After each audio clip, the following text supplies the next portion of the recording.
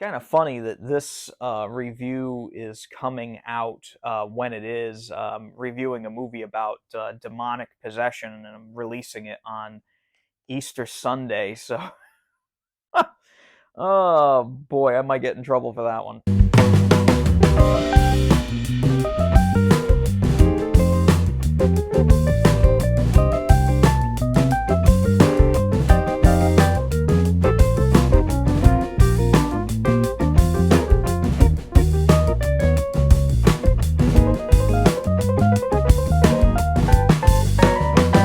Hey everybody, welcome back to the channel. As always, I'm Andrew Kavanaugh, and I want to say thank you for coming back to Kavanaugh's Corner. Today on the channel, we're going to be doing a review today of a horror movie that I really enjoy. It's actually Jeffrey Dahmer's favorite movie as well, or at least it was. This is a very scary, kind of psychologically scary movie as well. I find it to be actually really funny at times, very interesting. The story just keeps you going. It's a detective story mixed with, horror elements and psychological horror, and it's really well done. And that is, of course, The Exorcist 3. This is one of these movies that I've noticed lately has kind of been a lot more popular, and I think, honestly, this movie has kind of made a resurgence through the years. This did not get a lot of great reviews when it came out, and I think now people are appreciating it for what it is, especially in the Exorcist franchise. This is definitely the second best one next to the original. The second movie is just an absolute horror show. It's awful. It's one of the worst movies, I think, big budget, awful movies ever made. And the fourth one, I think, is just way too gory and stupid. Dominion is, again, that's kind of like the different version that Paul Schrader did of the fourth one. That one is marginally better in terms of story, but it's just so incredibly boring in my opinion. This one, they really captured the essence of the original film, and that's really due to the fact that William Peter Blatty came on to not only adapt his novel Legion, but also he directed it. And I think that really helps a lot with this film. And George C. Scott in this is fantastic, as well as Jason Miller and Brad Dourif, among others. There's just a lot of great actors on here. Scott Wilson also plays a really great part as a doctor in this movie. And if you know the story behind the film, the things that were changed before it went out to the public, you can really tell once you know, or you can kind of tell if you're just, have a keen eye of what was really kind of done last minute to change the movie around and to add an exorcism at the end of the film where there actually originally wasn't. But I am a fan of the theatrical version. This new set here from Scream Factory or Shout Factory, Scream Factory's Shout Factory is like horror section, but this is a new 4K Blu-ray here, and I'm going to open up the thing here so you can see it. I'll open up the case. So the first disc is here. That's the 4K, and then you have the Blu-ray with the theatrical version and special features, and then you have the director's cut, which they have retitled Legion, which was the original title of the film. And this actually also has more special features on it. And it's a special one for me to review because I reviewed the original Blu-ray release that Scream Factory did. God, it must be like 6 or 7 years ago now. And that was actually one of my earliest reviews on the channel here. So it's been a long time, but I had to review this because it's a film that I really enjoy and I like. And not only that, but the 4K transfer on this was just done a couple months ago. It's actually a 2023 transfer. So this is a brand new transfer. It has Dolby Vision, HDR10, and really let's get into the meat and potatoes of stuff here and talk about the visual quality on this. The video quality on that new transfer is thankfully really fantastic. It is such a step up from the previous transfer, which was a pretty good step up unto itself from the older Blu-ray that Warner Brothers, I think, put out I don't even know how many years ago now. It's got to be like 10 years ago, maybe more.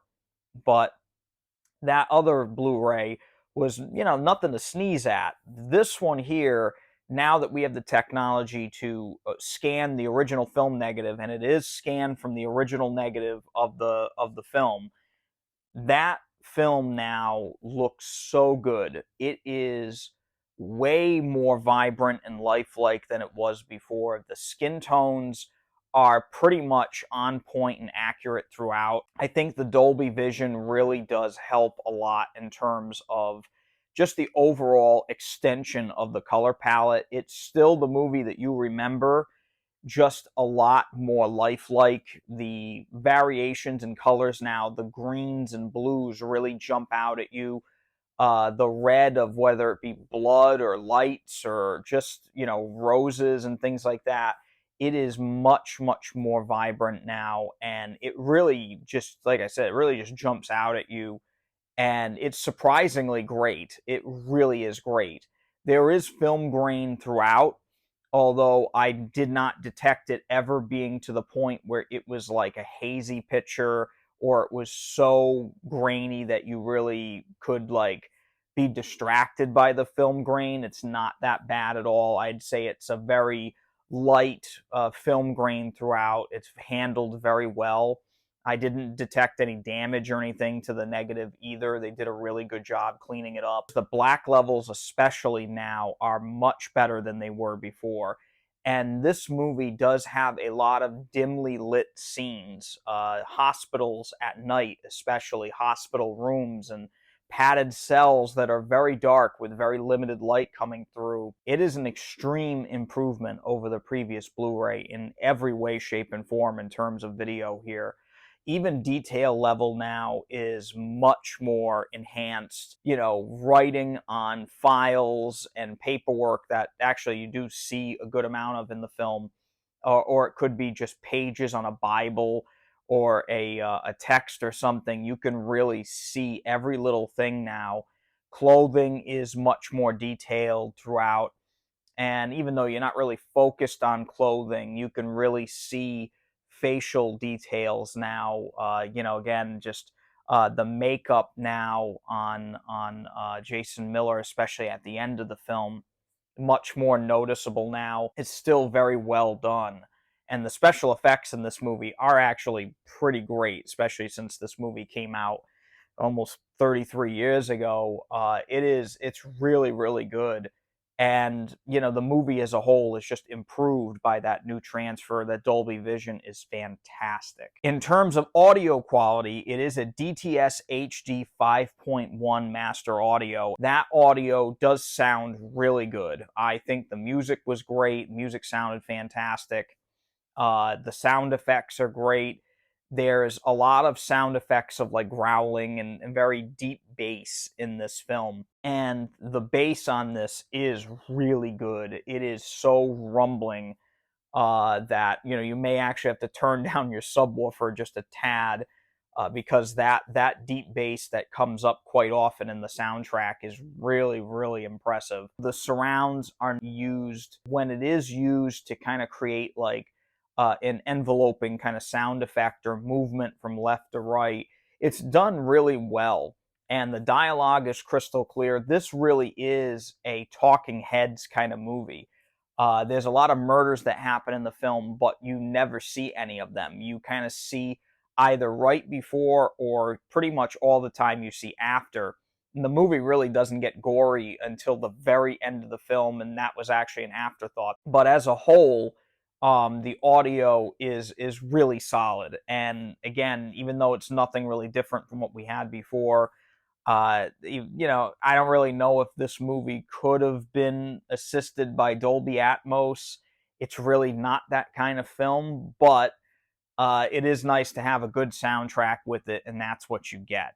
Now, the other good thing about this set, it being a 3-disc set, now the 4K on this disc only has the theatrical cut, so the director's cut did not get a new remaster or anything. The theatrical cut is also on the second disc, and that has all the special features with it. Movie on the second disc is also from the same 4K scan, So you do get the remaster on the second disc as well. On the standard Blu-ray, it just doesn't have HDR or anything like that. But you do get that new remaster on both discs, which is really nice. All the special features are holdovers from the previous Scream Factory release, which has like deleted scenes, alternate takes. There's a vintage featurette, a deleted prologue. There's interviews with the cast and crew that are from when the movie was being made, some theatrical trailers, photo galleries, TV spots, all that stuff.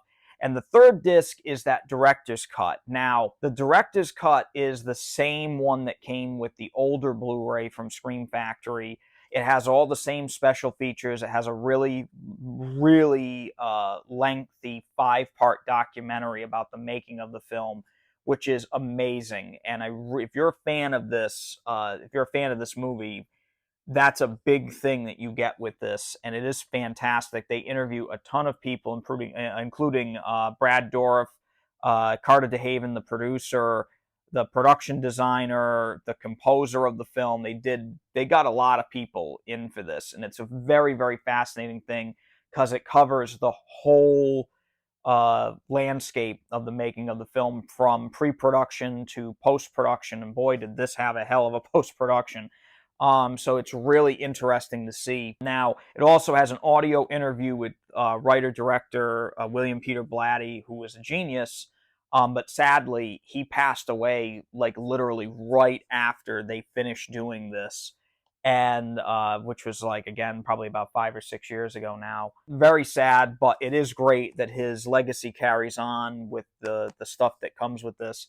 The director's cut, as I said, it's an interesting watch. I think it's a better movie than the theatrical cut in certain ways, and it's not as good in other ways. And again, if you've seen the director's cut, you know that it has a very different ending, and some scenes are extended. It is an interesting watch, and again, if you are a fan of the film, it's worth checking out, but it's also one of those movies that you got to kind of understand, that things that may have worked for a book don't necessarily work for a movie.